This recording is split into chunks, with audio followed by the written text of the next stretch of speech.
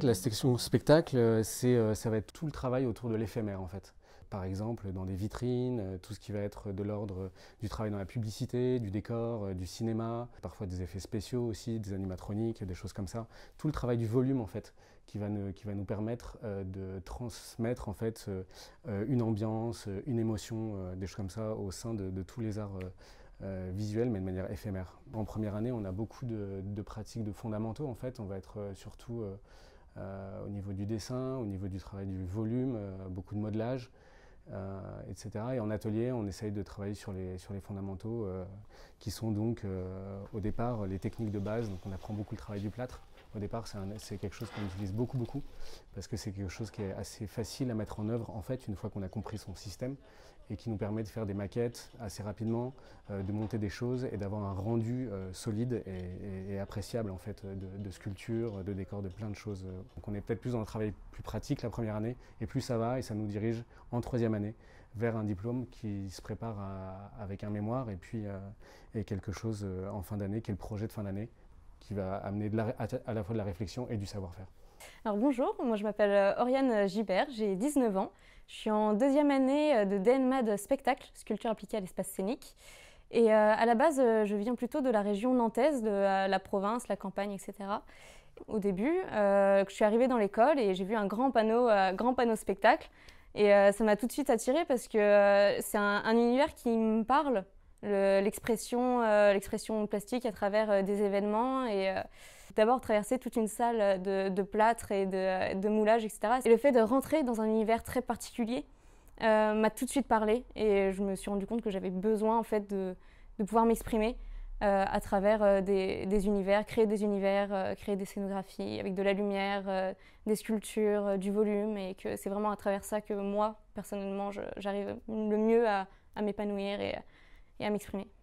Mes premiers moules, c'est un peu de stress parce qu'on passe des heures en fait sur le modelage avant, et une fois qu'on a notre moule, si le démoulage se passe mal, on doit tout refaire. Donc un peu de pression, mais on arrive facilement à se rattraper, donc c'est finalement hyper gratifiant.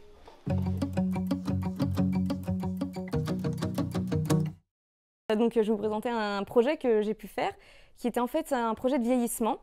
Donc on est parti au tout début d'un moulage de notre visage.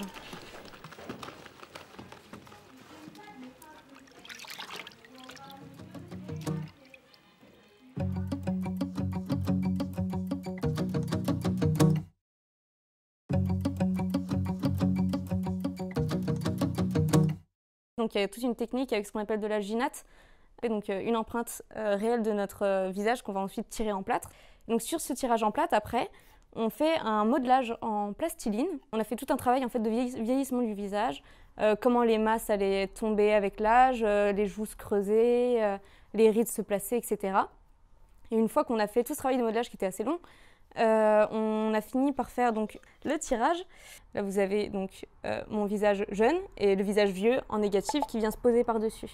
Et donc l'objectif après, c'est de mettre du latex sur ces deux faces-là, une couche de latex assez fine mais plutôt résistante, avec de la mousse expansée qu'on va venir coller entre ces deux couches de latex. Ça va faire que finalement, hop, quand on va refermer le moule, on va se retrouver avec entre ces deux moules-là le masque de vieillissement qui va être fait sur mesure. Et donc de l'autre côté, vous avez tous les traits vieillis avec les rides, le travail des rides. Et donc voilà, ça c'était un des projets qu'on a eu. Cette formation ouvre à beaucoup de métiers.